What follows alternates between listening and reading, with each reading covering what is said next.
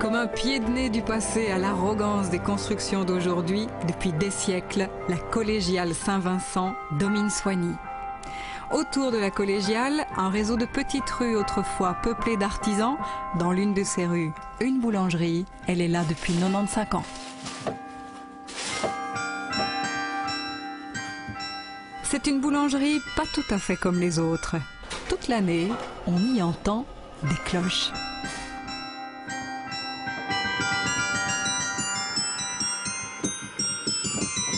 Patrice Poliard, le boulanger mélomane, veut redonner éclat au carillon.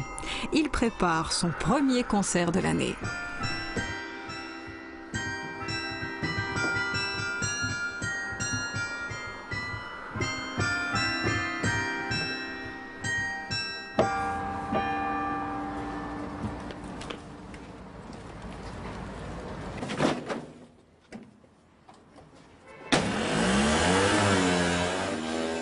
Moi, je suis connu d'abord comme étant le boulanger. Bon, je suis un boulanger depuis maintenant 40 ans.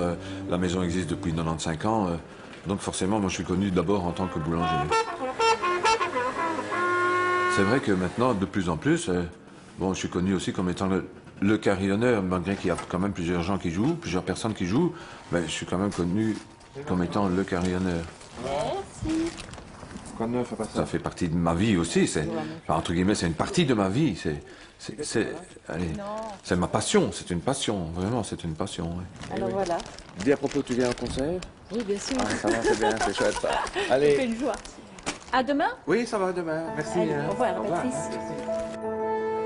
Sa tournée de livraison terminée, presque tous les jours, Patrice prend le chemin de la collégiale. Il est ici, en terrain connu. Tout gamin, il l'a fréquenté déjà. Mais à l'époque, Patrice n'avait pas accès aux passages secrets et escaliers discrets. C'était enfant et parents interdits. Ça l'est toujours aujourd'hui. Cela reste un privilège. Patrice en dispose. À force d'obstination, 10 ans d'études pour décrocher son sésame, son diplôme de carillonneur. Avoir la tête bien faite, avoir l'oreille musicale, être agile. Toutes des qualités indispensables pour être un bon carillonneur. Mais il en faut parfois d'autres. Oui, veiller sur son carillon, ça demande d'abord de ne pas avoir le vertige et d'avoir aussi un sens pratique assez développé parce que bon, on est parfois dans des situations bêtement mécaniques qu'il faut résoudre immédiatement. Ici à Soignies, donc, oui, c'est vrai que j'évolue parfois entre 5 et 10 mètres du sol. Bon, bien sûr, je prends des précautions, je me tiens toujours, j'ai toujours une main accrochée. Parce qu'il est nécessaire d'intervenir tout de suite, sinon on joue plus, quoi. Bon.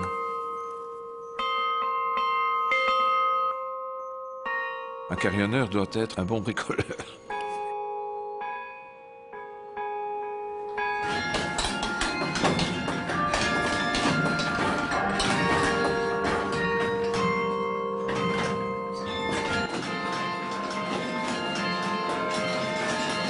Dans la cabine, on n'entend pas la musique, on entend le bruit. Enfin, on entend du bruit qui est du bruit musical, mais c'est pas de la musique.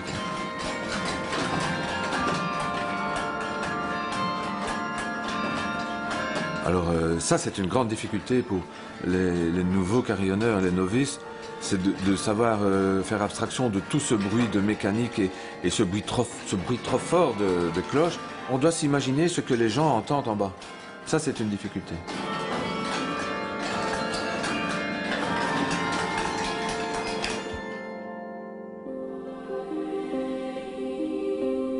En Wallonie, il y a une 60aine de carillons. À Ath, le carillon de la tour Saint-Julien est devenu une véritable institution.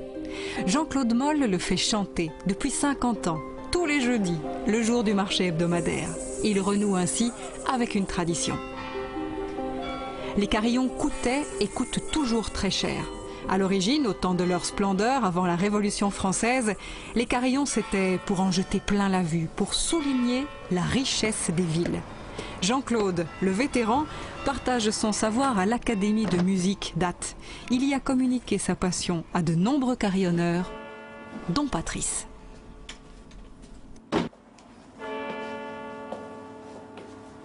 Oui. Je ne monte plus les marches au pas de course souplesse comme je le faisais à mes 20 ans, hein. Mais je monte toujours les marches de la Tour Saint-Julien avec le même plaisir, le même enthousiasme. Et quand on est devant son clavier, eh bien, on ressent une grande joie.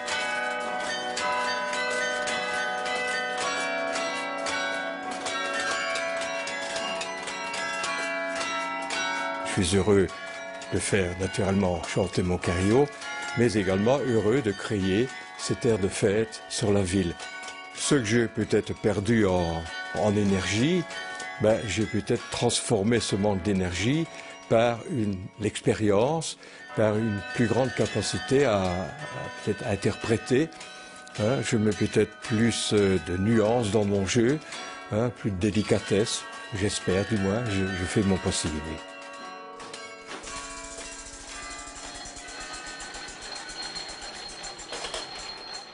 À la Tour Saint-Julien, à Ath, fonctionne aujourd'hui encore un vrai bijou. Un carillon mécanique, l'ancêtre des carillons manuels.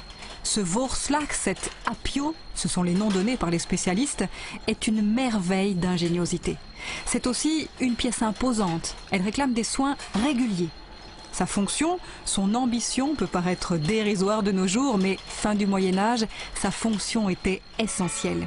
Il s'agissait d'attirer, au moyen d'une petite mélodie, l'attention des gens sur le fait que l'horloge locale allait donner l'heure en frappant ses coups.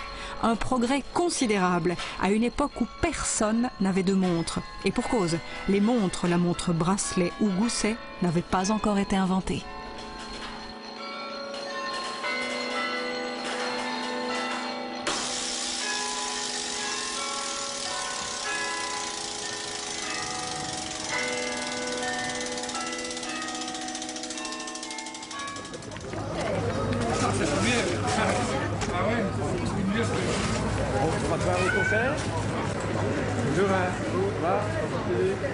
Patrice a le contact facile.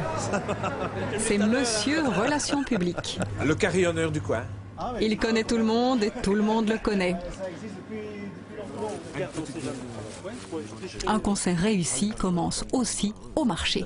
Ce que je vais jouer, c'est un mélange de musique. Comme c'est le premier concert de la saison, on va mettre un échantillon de ce qu'on peut jouer au carillon. Donc il y aura de la musique baroque, hein, donc avec des anciens compositeurs, et notamment de Soigny. Et alors il y aura du Chopin, que j'ai jamais joué d'ailleurs, et puis musique du XXe siècle. C'est dangereux, hein, il va se retourner là, c'est forcément malheureux. Chopin, bon, il a l'habitude.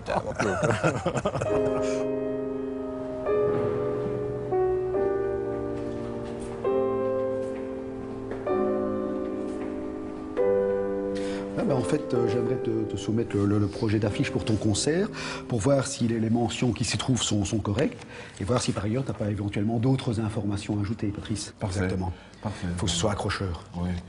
Patrice reçoit un sérieux coup de pouce. Le concert aura lieu au musée du Chapitre, le musée de la collégiale Saint-Vincent. Voilà. Alors comme tu sais... Jacques de Vézelay, une connaissance de longue date, en est le conservateur. Alors pour l'espace lui-même, ça... Jacques veut faire découvrir ses trésors et ceux de la collégiale à un public peut-être un peu différent du public des habitués des musées. On a ici un ensemble remarquable, non seulement à l'échelle, bien entendu, de la Wallonie, de la Belgique, mais même de manière internationale. Ce qui fait son exceptionnalité, c'est son authenticité, c'est aussi l'ampleur du volume. La chasse qui datait du XIIIe siècle avait été enterrée dans le jardin du cloître. Ah oui. Et donc, quand on l'a déterrée quelques années après, elle était en relativement mauvais état. Et donc, on a tenté. Moi, ce qui m'a le plus séduit, le plus peut-être aussi impressionné quand j'étais jeune, c'est cet ensemble de stalles. C'est sa force, c'est la chaleur qui s'en dégage également.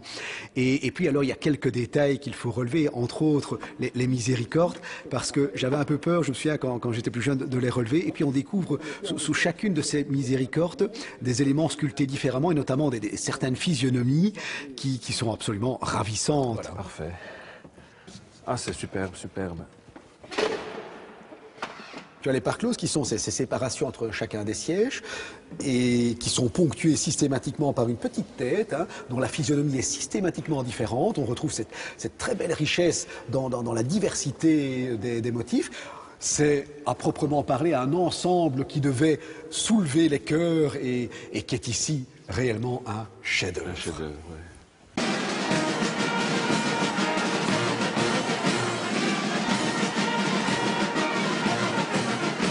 Le doudou, un des sommets pour un carillonneur. Patrice en oublie la longue guerre des cloches que se sont livrées le pouvoir civil et les autorités religieuses par beffroi et églises interposées.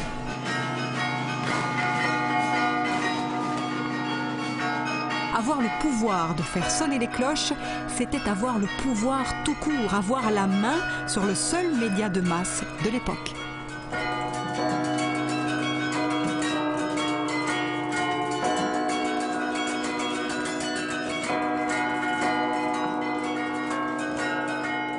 Le beffroi de Mons, qui est situé sur le point le plus élevé de la ville, constitue un repère visuel essentiel dans le paysage. Mais c'est aussi, comme tout Montois le sait, une référence, un symbole de l'identité montoise.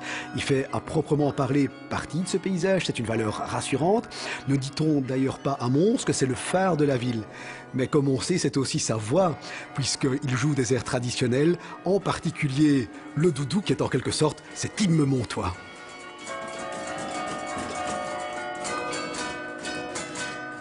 Jouer pour le doudou, c'est vraiment privilégié. Ouais. C'est une expérience gratifiante et exceptionnelle, c'est vrai, oui.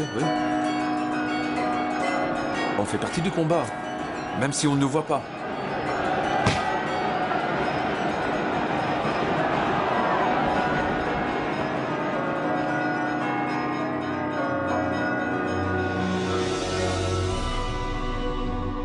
Pour Patrice, le grand jour est arrivé. Il a répété et répété. C'est un dimanche ensoleillé. Le public, son cher public de Soigny, sera-t-il au rendez-vous? Bonjour à tous. Je suis évidemment très heureux aujourd'hui de vous accueillir au musée du Chapitre pour le premier concert de notre saison de carillon. Et ce qui fait évidemment la spécificité des concerts de carillon de Patrice, c'est que on ne va pas simplement l'écouter, mais justement le voir. Alors Patrice va maintenant nous interpréter les cailloteux. Je vous invite à l'écouter.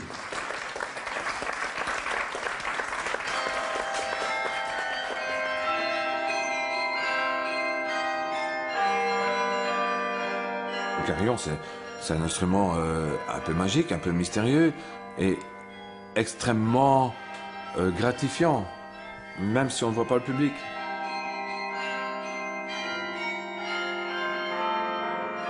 Quand on est là au-dessus, on peut se mettre à l'aise. Donc ça veut dire on peut se libérer de toute contrainte externe, y compris le public.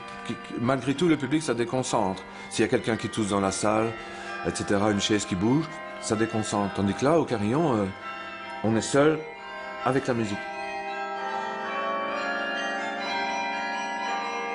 Quand je suis là au-dessus, je ne vais pas dire que je suis dans une bulle, mais quand même, on est dans un monde à part.